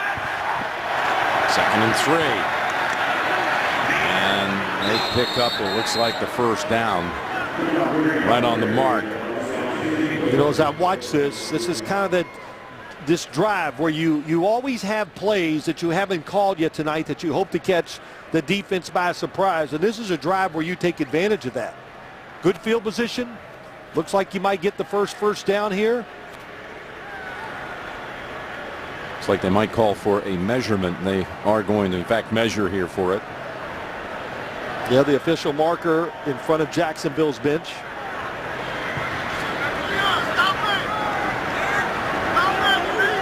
How about Jacksonville coming into this game tonight as a favorite in a game for the first time in 43 games? That says it all, really. Yeah. Not that we're looking at point spreads. It just tells you they're not winning, what people think of them. And it's been a rough spell. Gus Bradley, you know, talking to him the last couple of days, he says this football team, the young talent is there, but it's a race against time. He's got young guys who got to mature quickly, and then he's got to find the right veterans to help him do that. First down, they are only getting back to the line of scrimmage with Sean Green. And Saturday, a couple of important games coming up. NFL Network has the Eagles against the Redskins. Eagles in a battle for a playoff berth, and they need to win there. Chargers against the 49ers, same thing. San Diego needs to keep its hopes alive. NFL Network and CBS have the action of that one. You're talking about Coach Bradley. He definitely has a plan here. 2nd and 11. And that's Walker. tripped up about 2 yards short of the first by Colvin. But Gus Bradley, of course, coming by way of Seattle, where he had tremendous respect for Pete Carroll. He had been on the previous staff there with Jim Moore Jr.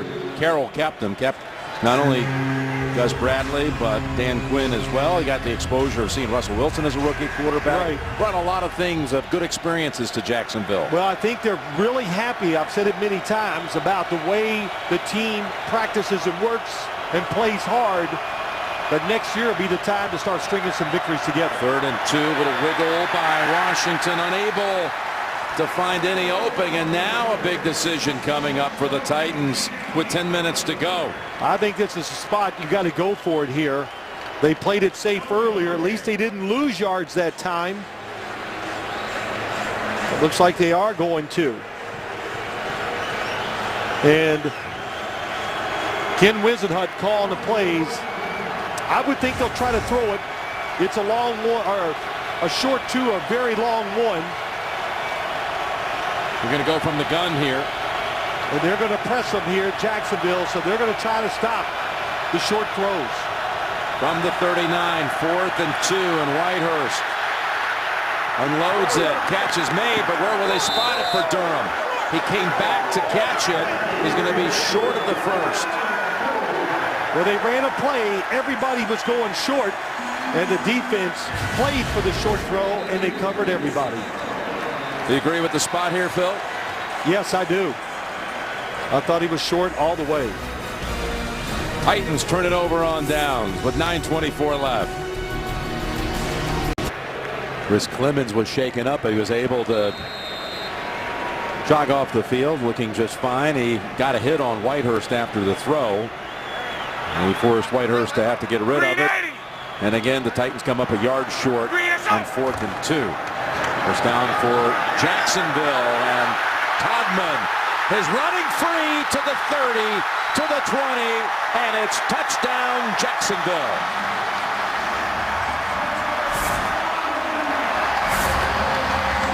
"62 yards for Jordan Todman."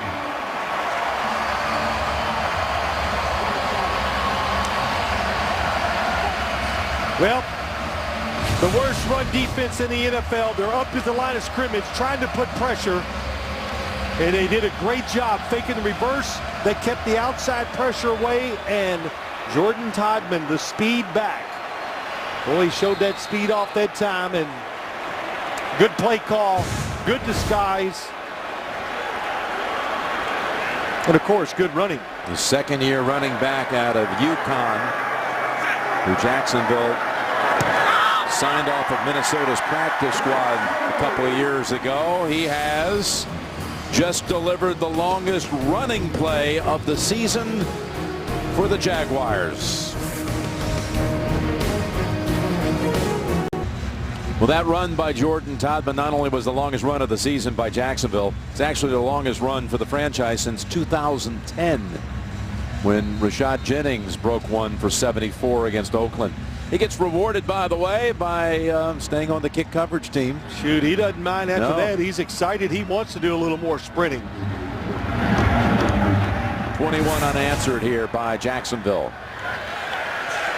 And Tennessee been buckled down for most of the night, but last in the league against the rush. And here are some of the things that went against them this year. McCoy, 53-yard run. Andre Williams broke a long one. And how far did Jordan Todman take this one in all? Well, let's see. I know this. Tennessee was chasing the reverse guy. The discipline was not there. 83 yards when he crossed the goal line. Yeah, officially 62. Got to take a little peek at this wonderful video board in the end zone. One of the best in the league to see that he was running free. Here's Whitehurst down the field and able to pick up the big gain with Kendall Wright. Well, they did what they've done a couple times here tonight. Whitehurst knows the coverage. Safety's in the middle. It's easy to throw it down to the inside seam. Boy, that was beautiful touch on that throw. Jim, that's about 3 times tonight. He has dropped it right in there. And Wright was shaken up. Remember, he came in here already with a hand injury. 39-yard play, Tennessee's longest of the night. They back it up with another hookup and another injury to a wideout. Derek Hagan for 19. Took that shot in the back. Safeties were back, so you have to throw it underneath. Titans covered 58 yards in these back-to-back plays. Well, it was tight coverage the first time. Soft zone the second. That hit. Tell you, Kendall Wright, he knows they need him. They had just signed Rico Richardson, and he's out here for this play. Just brought up off the practice squad, number 83 at the top. First down, Whitehurst 3 for 3 for now 68 yards. And again, all these injuries. Look at the IR list for this team. Well, here's 3 starting linemen right here. No so that away, that can destroy your football team. Hunter, a big deep threat. Deep threat, yes. And you know, and the quarterbacks, it's when you're bringing in a new system, a new coaching staff, and you're constantly shifting players. Of course, that's just so disruptive to what you're trying to do. It's hurt them tremendously. Kendall Wright back on the field. Slot right, 2nd and 1. And a first down at the 7, maybe the 8. That's Leon Washington. I'll tell you what, nice play by the quarterback and him, but that was a very good job by Smith, the linebacker, not being fooled and being in position, because it was one-on-one. If he doesn't make the tackle, it's a walk into the end zone. All of the sudden, after Jordan Todman looked like the second coming of Fred Taylor on one run. Well, yeah, what happened is the first play changed the defense. Right. They took advantage of the long throw, so the defense got scared. They backed off. Pass protection usually gets better as the game goes along. First and goal, Whitehurst over the top of Washington. And I was saying pass protection gets better as the game goes along, Jim, because offensive linemen get in rhythm. They know all the moves. They've seen them from the defensive linemen. But most of all, defensive linemen get tired in the fourth quarter. And you throw 4 or 5 passes in a row, it's hard to get the energy to keep chasing that quarterback. And just projecting a bit, if the Titans do score a touchdown, you have to think they go for 2. Down 11 at the moment.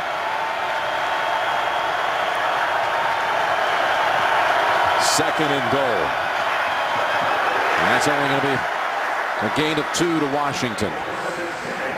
Third and goal coming up, and again, if they had to, after racing down the field, settle for a field goal, it would bring it back to a 1-score game. Yeah, they got to kick the field goal here unless they get it inside to 1 or somewhere where they know they can have a high probability of scoring.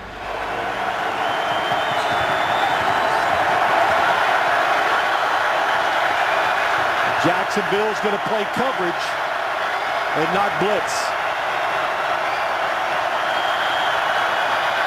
Whitehurst in zone, knocked away.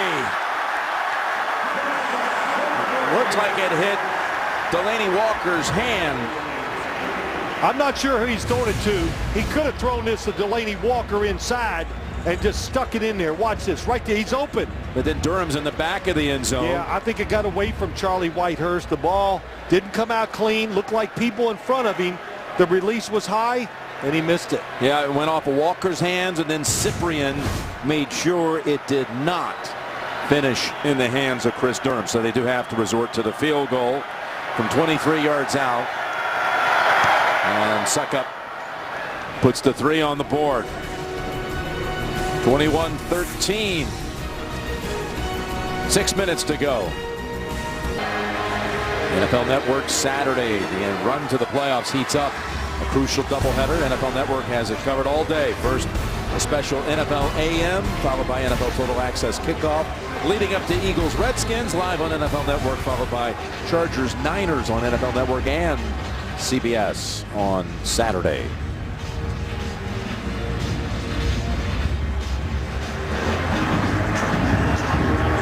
The returner is Todman.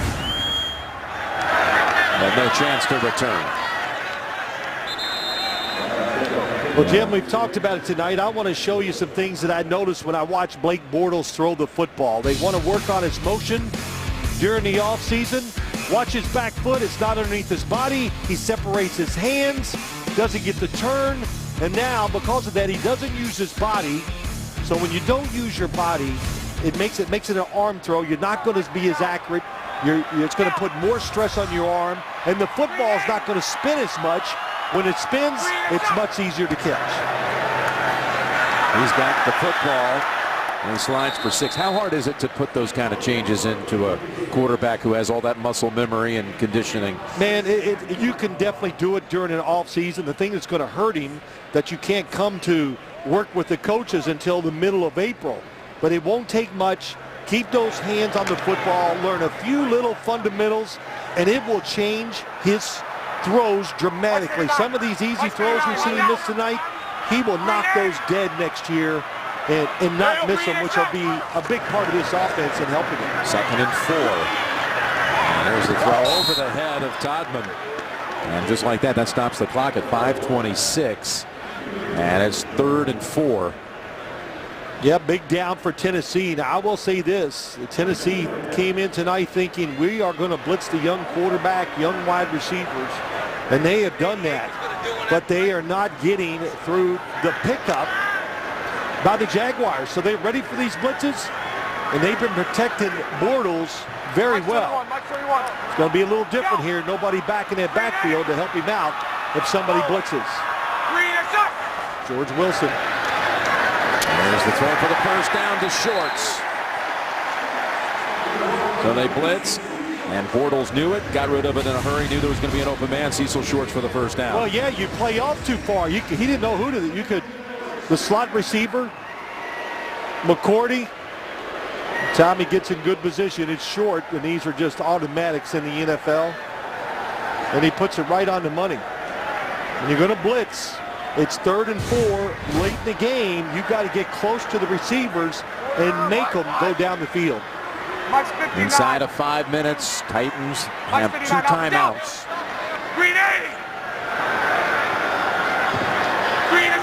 Gerhardt has returned to the field and is called on. Well, let me talk about other rookie quarterback, Zach Mettenberger, Jim, just to show his throwing motion real quick and show you why I think he has a chance to maybe be their quarterback. Foot's underneath him, shoulders in great position, compact motion, uncoils the body and really spins the ball hard, throws it hard. It allows receivers to catch it, make a move, and get those extra yards. So, listen, I watched all of his games. Yes, I know the circumstances and things that people don't like about him, but the throwing part, it is top notch. 2nd and 7. Gerhardt for the first down. How about this for a young offense coming out here in the interior line? 65 Linder once again, blocking maybe one of the toughest inside guys in the NFL in Jarrell Casey, and holds him just enough to get it done. That was Zane Beadles on Casey. I thought it was on the other side. Rush yards on the season, 95 average. Tonight, 163. Of course, 62 of it coming on the run by Rodman, who's the tailback for this first down play. Hey, Delta.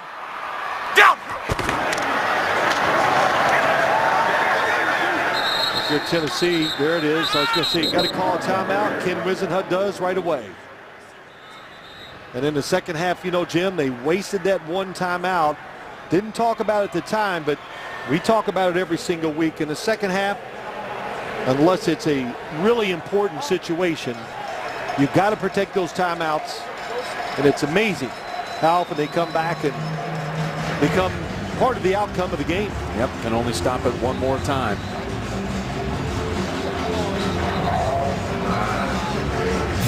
How about this twin bill coming up on Saturday? The Eagles and the Redskins. Followed by, that's on NFL Network, San Diego, San Francisco, NFL Network, and CBS for that one. And on Sunday, We will be with the national doubleheader game on CBS with Indianapolis at Dallas. Couple tight ends to the right. Should be a run, in my opinion. 2nd and 10.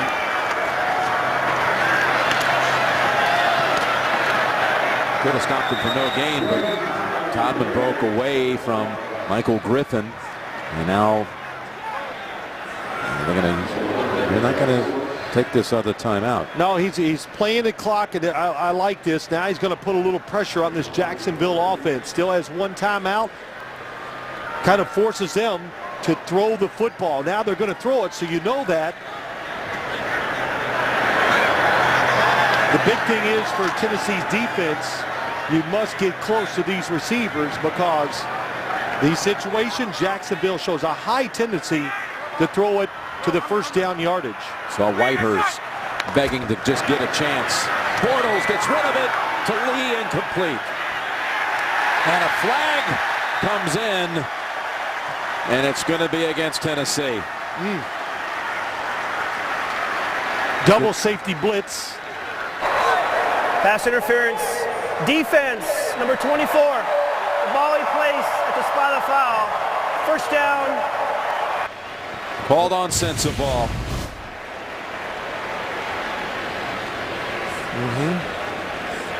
And, you know, I didn't see anything. I saw it live. I thought it was well played. Well, he put that arm in, so maybe you can say an arm guard, but that's a tough call that goes against your defense in that situation. I would not have thrown the flag.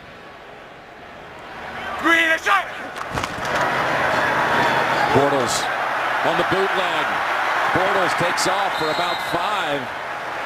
Stays in bounds.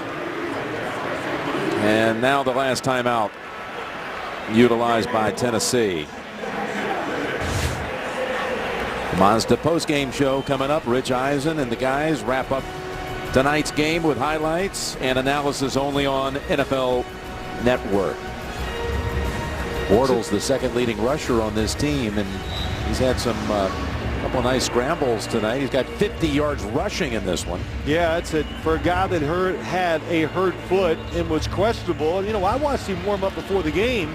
I wasn't sure he was going to be able to go, but then I went down and watched him warm up for real, and he looked pretty dang good. And those 50 yards, this has been a good game by Blake Bortles here tonight. No doubt they'll run it here down to the 2-minute warning. This drive's lasted almost 4 minutes.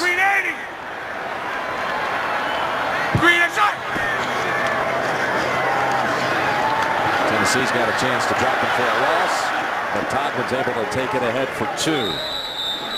And the 2-minute warning has arrived. 3rd down coming up out of the 2-minute warning. Will Tennessee have a chance to get the ball back? 3rd and 4 is coming up for Jacksonville. Pick up a first down. They would then clinch the game and the 3rd win of the season. Already on this drive that's lasted over 4 minutes, they've converted on a 3rd down on a pass play to Shorts, and they got that 3rd down penalty. Good interference call to move the chains as well. Good faking by Bortles. This has got to be a run. Running back is close. It's Todman, and he's short, even though he skidded for an extra yard. It's 4th and 1. Do you see all that, Jim? He was up there looking. Oh, here's the mic, and they got a formation. And it was a lot of good body language, but almost picked it up, and there is no question. Oh, the crowd now. Crowd yells at everything, so don't listen. Of course you can't go for it. And you go for it in a situation like this, your owner's going to come down after the game and go, what were you thinking?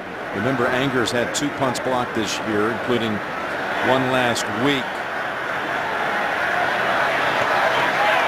They may take the penalty here. Nope, they're going to go ahead and snap it back. Leon Washington is the returner, and he races away from it into the end zone. It's not what they wanted. Well, not surprised it bounced into the end zone. We walked on the field before the game, and that is one fast track. Short grass, hard. So when that football hits, hard to back it up like we see so many times on artificial fields and grass fields. Net of 17 on the exchange.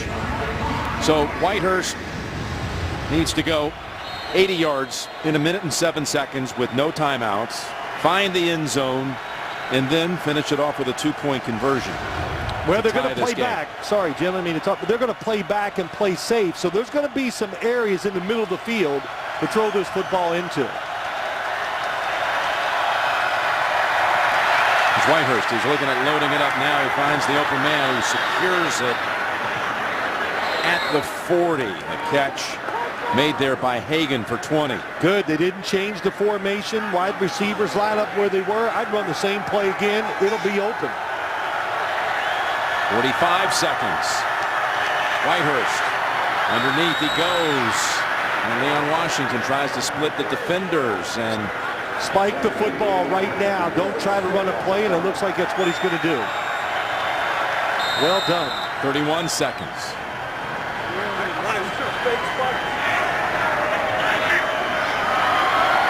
So we said the middle's open. If he could take one more shot and get 15 or 20 yards in the middle of the field, then you spike it, and then you'll have some chances to maybe try something long outside with the defense they're playing. A foot away from a first down, 50 yards away from really making things interesting. Going to pick up the first and head to the sidelines. Washington reaches for it, and he gets to the sideline to stop the clock at 24 seconds. What a job by Leon Washington. Jarrell Casey encouraging that offense. Come on, guys, let's go. They have no hurry here. Let everybody get their breath. Yep. Washington did a good job to get out of bounds and fight off a defender.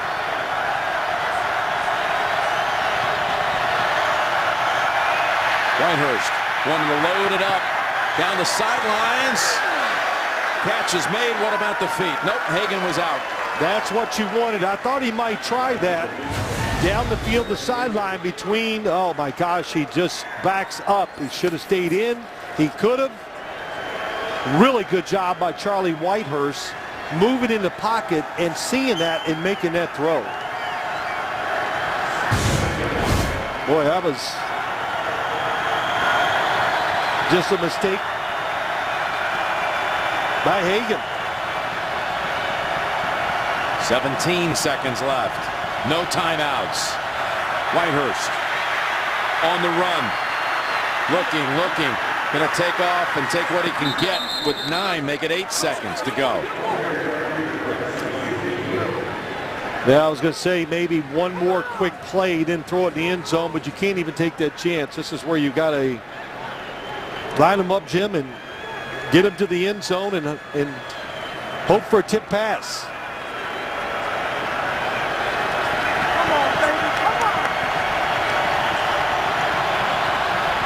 Look at the Jaguars put 4 defenders on the goal line. Well, they're doing that, but it looks like they're going to only rush 3 people. So Charlie Whitehurst gauge the rush, move around, and get extra time to let your guys get there.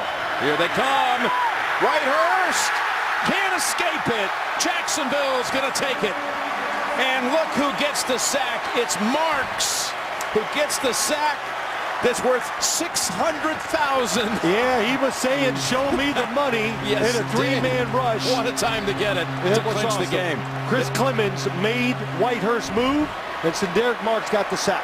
It activates a season-long contract bonus for sacks. And the former Titan Marks makes the play to end the game. This pressure makes him step up. It really was. It was Clemens. Yes. Yeah. Show me. Well, he knows that sign. We've seen that before, but he played very, very well tonight. Deserved that sack, and Blake Bortles, he also played very well. It's a high-spirited effort by Jacksonville. They've been doing this all year long, and finally they got rewarded with a victory. Well, things turned around very late in the second quarter when they put together an 80-yard drive and then came out to start the second half with another one. Charlie Whitehurst walks off the field with 287 yards passing, turnover free. He played well. Yes, he did. Coming up, the Mazda postgame show with Rich Eisen and the guys. Wrap up tonight's game with all the highlights and analysis on NFL Network. Wow. Wish we had a lot of games like this year. I told you this game was going to be good. Fun to watch, a lot of fun to do. 21-13 is the final. Jacksonville, the victor. Again, coming up is the Mazda post-game show for Phil and Tracy. This is Jim Nance saying so long from Jacksonville. You've been watching Thursday Night Football. Thanks for being with us all season long.